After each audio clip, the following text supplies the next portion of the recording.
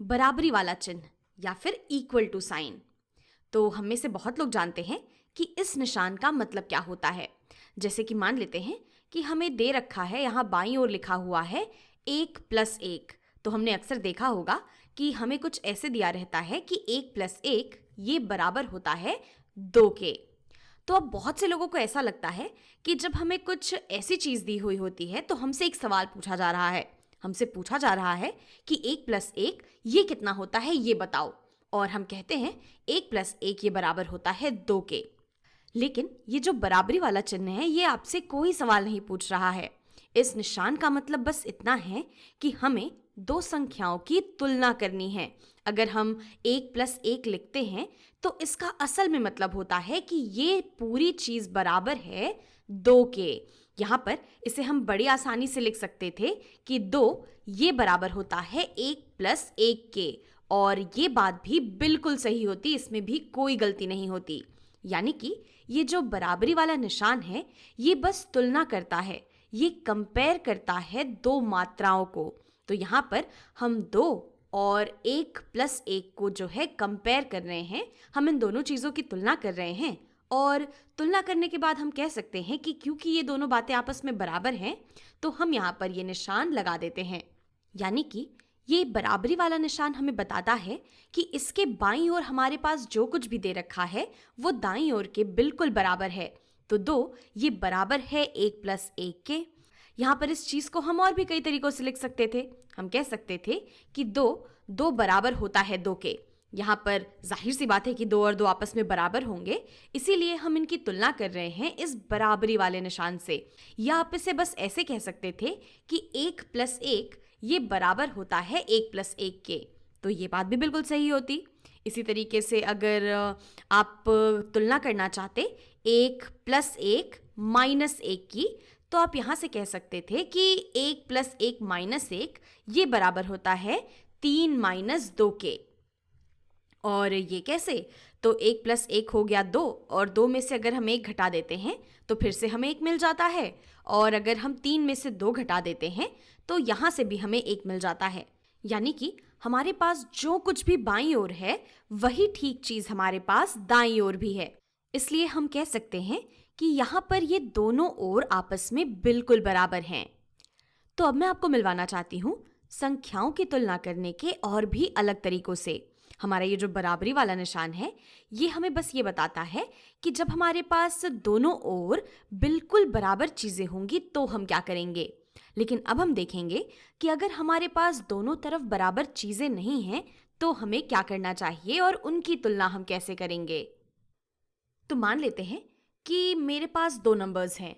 मेरे पास है एक संख्या 3 और हमारी दूसरी संख्या है 1। और अब हम इन दोनों की तुलना करना चाहते हैं।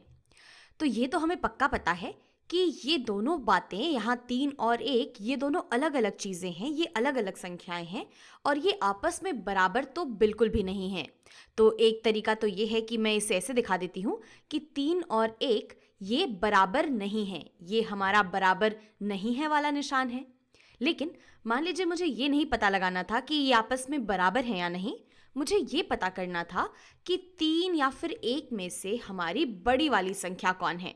तो हम जानते हैं कि 3 जो है ये हमारी बड़ी वाली संख्या है, 3 बड़ा होता है 1 से।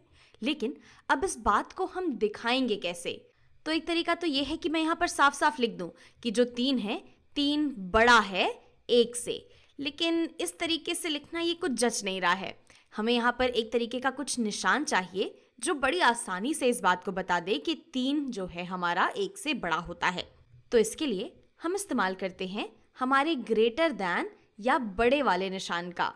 तो अगर हम एक ऐसा निशान बना देते हैं तो इसे हम पढ़ सकते हैं कि 3 बड़ा है 1 से। तो इसे याद रखने के लिए आप इसे ऐसे सोच सकते हैं कि हमारा ये जो तीर वाला निशान है, तो जिस तरफ इसका मुंह खुला हुआ होता है उस तरफ हमारी बड़ी वाली संख्या आती है। तो यहाँ पर इधर इसका मुंह खुला है 3 की तरफ, तो हम कह सकते हैं कि 3 बड़ा है 1 से। इसी तरीके से हम सिर्फ संख्याओं की नहीं, हम व्यंजकों या फिर एक्सप्रेशंस की भी तुलना कर सकते हैं अपने इस निशान की, अपने इस बड़े वाले निशान की मदद से। तो मान लेते हैं कि हमें दे रखा है 1+1+1 और हमें दे रखा है कि ये जो है इसकी तुलना हमें करनी है 1 से। तो 1 प्लस 1 प्लस 1 ये बराबर होता है 3 के ही, और इधर हमारे पास 1 ही है और हम जानते हैं कि 3 जो है ये बड़ा होता है 1 से।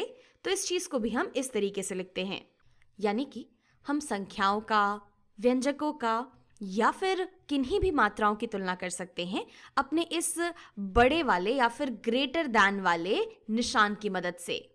तो ये सब बातें तो ठीक है, लेकिन क्या होता अगर ये चीज़ हमें उल्टी तरीके से दी हुई होती? तो मेरे कहने का मतलब है कि मान लेते हैं मेरे पास है एक संख्या 5 और दूसरी संख्या है 19, और अब हमें इन दोनों को तुलना करना है। तो इसके लिए एक बात तो हम कह सकते हैं कि 5 और 19 ये आपस में बराबर नहीं है। तो ये बात तो सही ही है, हम इसे ऐसे लिख सकते हैं कि 5 बराबर नहीं है 19 के। लेकिन हम यहाँ पर तुलना करना चाहते हैं इस तरीके से कि हमें ये पता चले कि कौन सी संख्या, कौन सी मात्रा यहाँ पर बड़ी है। तो इसके लिए हम क्या करेंगे? तो एक तरीका तो है कि हम इसे सीधे सीधे लिख दें कि 5 छोटा है। 5 जो है ये हमारी छोटी संख्या है 19 की तुलना में। तो क्या अब हमें हमेशा ऐसे ही लिखना होगा जब हमें बताना होगा कि एक संख्या छोटी है दूसरी संख्या से? जी बिल्कुल नहीं। हम यहाँ पर भी एक निशान का इस्तेमाल करेंगे जो हमें जल्दी से और बड़ी आसानी से बता दे कि कौन सी संख्या छोटी है और कौन सी संख्या बड़ी।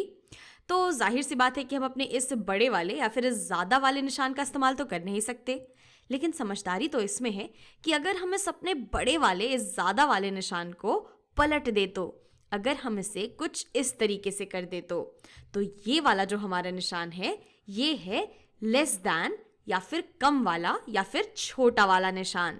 तो आप देख सकते हैं कि हमने बस यहाँ पर इसकी पलटी कर दी है। जिस तरफ हमारा बंद वाला मुंह है उस तरफ हमारी छोटी वाली संख्या आ गई, और जिस तरफ हमारा खुला वाला मुंह है उस तरफ आ गई हमारी बड़ी वाली संख्या। तो इसे हम पढ़ सकते हैं कि 5 कम है 19 से, या फिर 5 छोटा है 19 से, या फिर 5 इज लेस दैन 19। और इसी के साथ साथ सिर्फ संख्याओं की नहीं, हम व्यंजकों की तुलना भी कर सकते हैं। तो मान लेते हैं कि मेरे पास होता 1 प्लस 1, और हम कह सकते थे कि 1 प्लस 1 ये छोटा होता है, 1 प्लस 1 छोटा होता है 1 प्लस 1 प्लस 1 की तुलना में। ये चीज़ हमें यही बता रही है कि बाईं ओर वाली हमारी संख्या ये छोटी है हमारी दाईं वाली संख्या से।